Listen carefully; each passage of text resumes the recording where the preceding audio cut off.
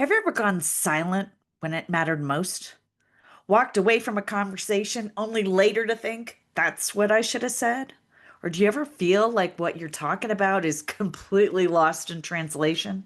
Well, my friend, you're not alone and you're in the right place. Welcome to Breaking Bad Communication, where we challenge the habits, headspace, and hangups that keep you from being heard.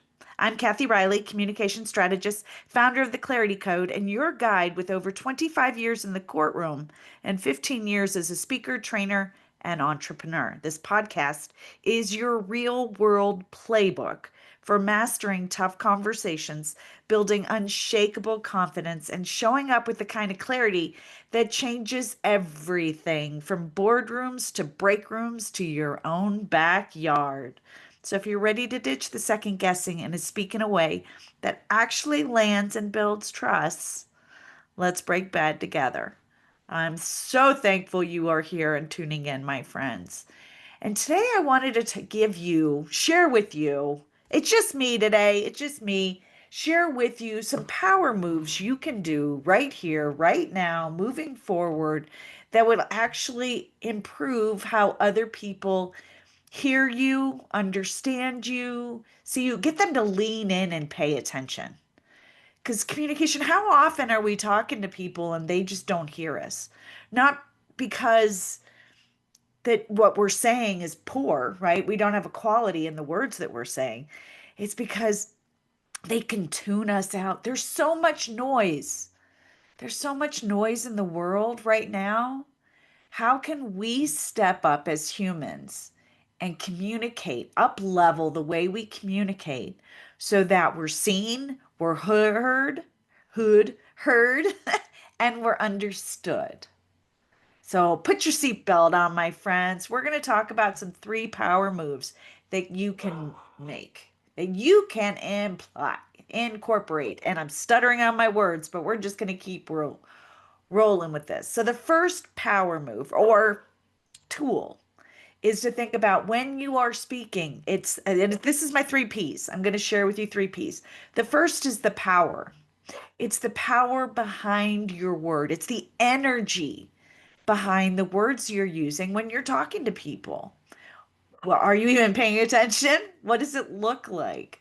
I know one of the things that I hear often, I should say, from people is, I just love your energy. I love your energy. And I share it, right? Through how I show up. Always smiling. I give lots of compliments. My tone out and the energy behind my words is always optimistic, powerful, empowering. But I would like you to know power isn't behind the words, it's not volume. That doesn't mean you start shouting or you get really soft. That's not what I mean at all by the power. It's the energy, it's the emotion, it's the conviction. Your voice carries your belief. So if you're in a meeting and you're talking about this tchotchke that you think is going to help your team improve their numbers, you better be talking about it like this is gonna work. Like your energy, your belief is behind that. I can't tell you how many times I've had conversations with people who are supposed to be an expert in their industry, and yet they talk about it in a way that it's like they don't care. It's just like, yeah, it's this or that. And how am I supposed to believe you? How am I supposed to lock arms with you? Want your tchotchke, your service? If you don't even have the energy and belief and conviction behind the words. How often do we have teachers, right, sharing their genius, right? Math, English, whatever it is, and they're just talking in a way that there's nobody's listening. I mean, if you think back to some of your favorite teachers, it's because they had that energy. They brought that energy whenever they were talking about their subject. And you were like, God, and I loved it, right? Remember that when you're communicating with other people, with your family, with your coworkers, with your team, while you're out networking, whatever it is, think about the power behind your words and the energy, and how do you want it to be heard? Okay, so that's my first P. So you don't have to shout to be powerful, but you do have to own your voice. Confidence is contagious, and the energy behind your words is what make people lean in or tune out. Ah, so the second P. All right, second P is pace. Pace. What is the pace at which you're speaking? It wasn't long ago that I was in this networking group. I was growing my business. It was gosh, there was about 50 of us in the room. And one of the women in the room who also owned her business would talk so fast that I like and I remember reaching over to the person next to me to say, what did she say? And they're like, oh, that she just talks fast. And I remember talking to her about, whoa, wait, hold on. Can you say that again? And she's like, yeah, I get that a lot. I know I talk fast. If you hear that you talk fast, make it conscious. You can talk slower. The ability at which you communicate is yours. You get to choose. Yes, you may be nervous or whatever, but you can take a beat and you can slow down. Now, on the opposite is true. And I've seen this from a stage. Ooh, better yet.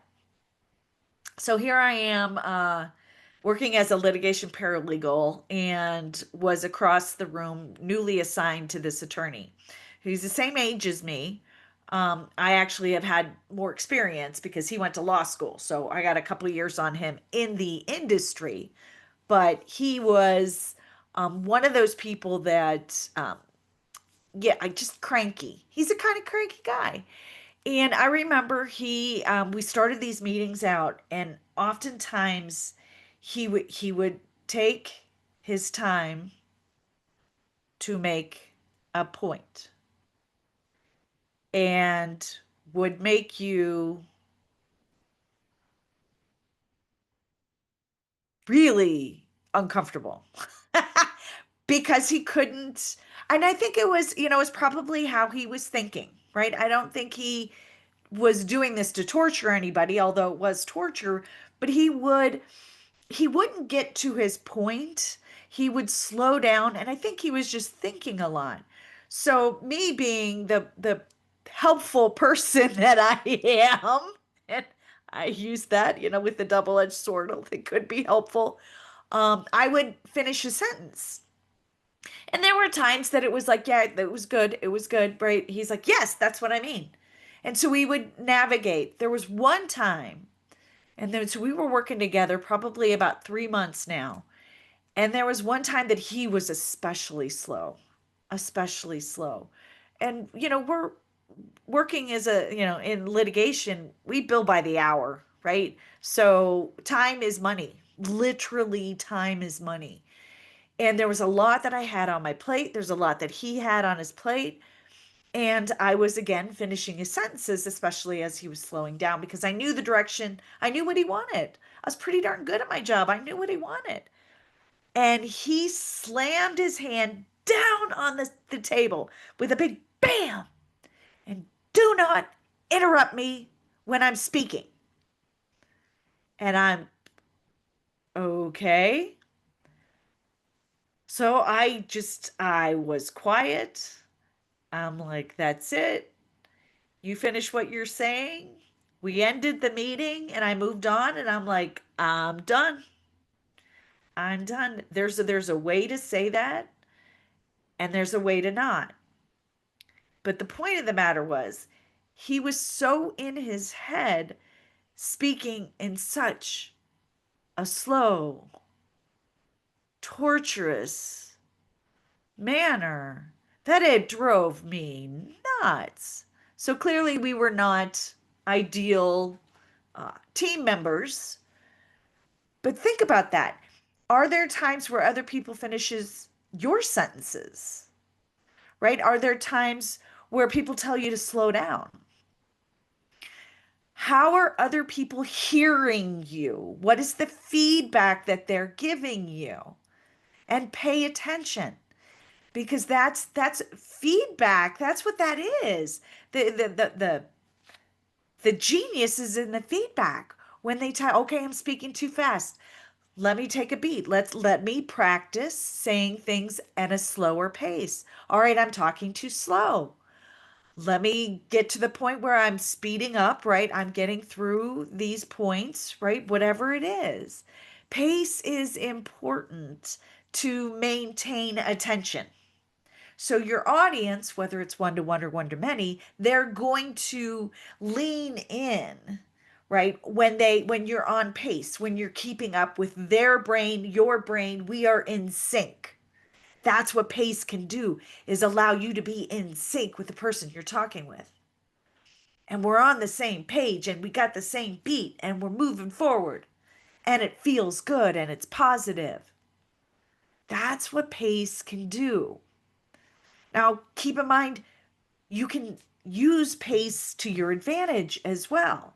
Once you recognize that, okay, I have a decent pace when I'm speaking, then you can speed it up a little bit when you're getting really excited. And I'm very excited to share this tip with you because my three P's are pretty powerful. You're just going to love it. Put your seatbelt on, my friend, right? And we can slow down to make a point. And that point may not be anything really tangible. But when you slow down your pace, other people will lean in because they think you have something important to say. But if you keep talking like this, you're going to create frustration.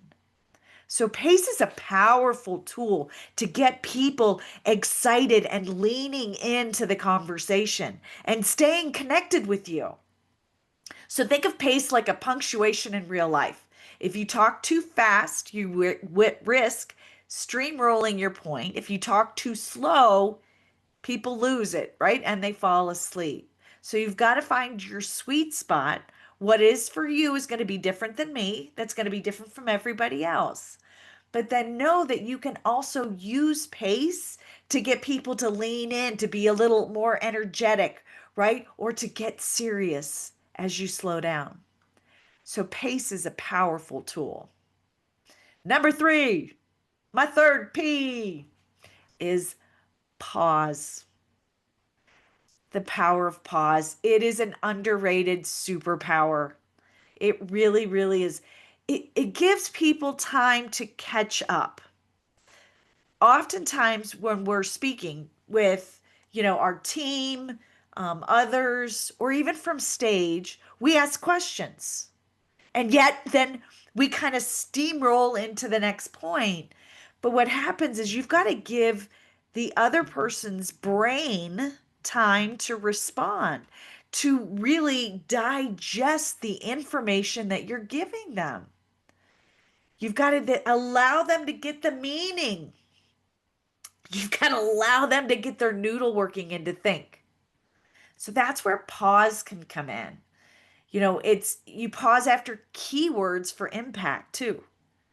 And I even say this, let me say this again. You can pause for impact. Right? Pause is powerful. And silence, my friends, silence is not awkward. I'm an introvert. I am really okay with the silence. But most people aren't. And I invite you to know that silence is not a bad thing. Think of it this way. When people are silent in a meeting or when you're on stage or in a conversation, they're thinking. So give them a beat. Let them have that. Because you can, if you actually look and pay attention to their nonverbal communication, you can see their brain working, right? You see them really going like, oh. And they've got to take that next step. You've got to let them. You've got to let them. It's so powerful. The boss, I'll never forget. So I was working with one of my first coaches, and she was a business coach. So it had nothing to do with this, with speaking. But she was in the room when I gave one of my talks. And this is one of the first times that I was giving my talk on me, right? About my health journey, about my resiliency, about using your voice and all of that. And we were out, we went for a walk like a week later or whatever, and I asked her for her feedback because she spoke a lot. And she said there was that silence is uncomfortable. And she said you've got to keep the crowd moving. And it's funny because she said something and she was being an example, right? And so she was slowing down with her pace. And then she paused and I leaned in and she's like, "Do you see how you leaned in right there?" She's like, "It's like you're just hanging on my words." She goes, "That's not good." And I'm like, "What? Wait." I'm like, "Oh, it's not. Okay. Okay. You've been, yeah, oh, okay." And I listened to the feedback and really chewed on it for days. Really chewed on it, and that's one thought and opinion that I disagree with. I think when you are talking from the heart or when you're talking about something serious and you're using slowing down with your pace and you're pausing and people lean in, that's what you want. That's the goodness, the genius. That's when you know that you've created a connection, that they're with you on that story, on that journey, on that talk, whatever you're talking about. They are with you. So people are always telling us in a nonverbal way whether they're on the same page with us. Now, that's a whole other talk and a whole other ability. But what I want you right now is to know that you can start integrating and start it's being consciously aware of the energy, the power behind your words, the pace at which you say them, and the power of the pause. Because when you can start playing with that, have a little fun with it, right? Have a little fun with it. You're going to see how people lean in, tune in, and hear you. They will really hear you and understand you. So if you want people to actually hear you, if you want to be clear, confident, compelling, start with these three things. Okay? And it's going to help really take you to the next level. Your ability to communicate is on you. The way people not understanding you, that's on you. Right? People doing the things that they weren't supposed to do because you told them to do something, but yet that's not what they heard. That's on you. Own your words. Own the conversation. Start paying attention to what you're saying and making sure you are understood. And these three power moves, the power, the energy behind the words, the pace, and the pause, oh, those are so juicy. Those are things that you can use right now. Right now. So, oh, I hope you really enjoyed this. Thank you so much for tuning in to Breaking Bad Communication. If today's episode sparked a new perspective or gave you a tool you can actually use, then that's what we're talking about. Remember, powerful communication isn't about saying more, it's about saying what matters with confidence, clarity, and purpose. If you're ready to speak up, stand out, and lead with your voice, I got you. Keep tuning in. Be sure to share or leave a review if this hits home. And until next time, let's keep showing up, let's keep speaking up, and let's keep breaking bad together.